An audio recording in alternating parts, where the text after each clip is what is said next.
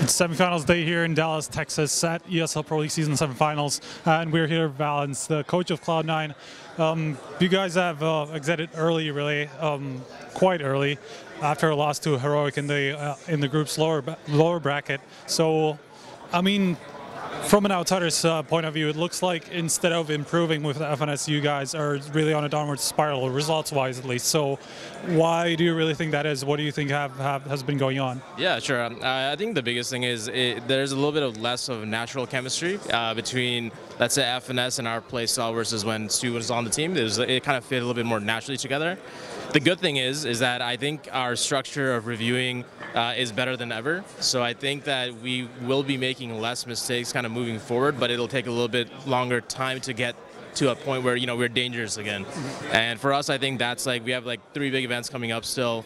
ECS, obviously, Cologne, and then there's this E-League event. And I think that's going to be our litmus test at the end of that, moving into the player break, is do we want to keep kind of moving with this kind of super structured style moving forward or not? Yep. So do you really see that as the biggest problem, then kind of the players still kind of getting used to more of a structured style rather than like an open free or loose kind of style that you guys had?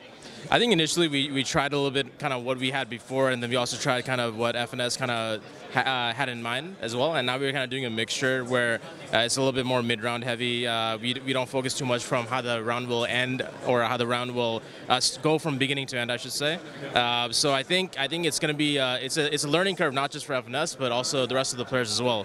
But I think it's the right way to kind of play moving forward, and I think we see progress, not maybe in results right now, but overall in practice. Yeah. Now, speaking of the results again, I guess the big blow really came against Heroic. I don't think anybody expected you guys to lose that one, even after you guys had a little bit of a problem against Sharks. Still, Heroic, a new team, so especially that series, and it looked quite one-sided as well. So what do you think was really the problem in there? Yeah, sure. I think the first map, Mirage, it kind of got a little bit away from us. I think Heroic started out well, but then we ended up winning something like 10, 11, or 12 rounds in a row, and then they came back. I think we lost a little bit of momentum on T side, and we weren't able to kind of capture it back with kind of what we had practiced, and it kind of became more about, all right, let's try this strat, let's try that strat, and obviously, CT setups can change round to round. We never actually know.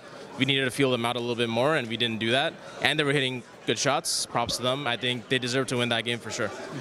Now, a lot of people have been kind of criticizing certain players, and not just Chowdhury. It's just been kind of like off and on and off for everybody. Perhaps even aside from automatic. So how do you guys really approach that? Does anybody really feel like they should be stepping up, or how does that work? Yeah, I think that kind of stuff will always happen in Counter-Strike. It's very difficult for someone to be super consistent forever. That being said, we do get a lot of help from our sports psychologist, David, who is a great help in making sure that when we are thinking of the wrong reasons when we lose or we win, we kind of take it back, we take a step back into reality and make sure that, we're evaluating Counter-Strike and we're evaluating how we're treating each other and the things that are important to a Counter-Strike team. And that's how we stay into it. I mean, whether or not other people see it differently, it's fine. It's for them. Yeah. Okay. No, thanks a lot. Sure. We're going to come back with more interviews from ESL Pro League Season 7 Finals, so stay tuned to HLTV.org.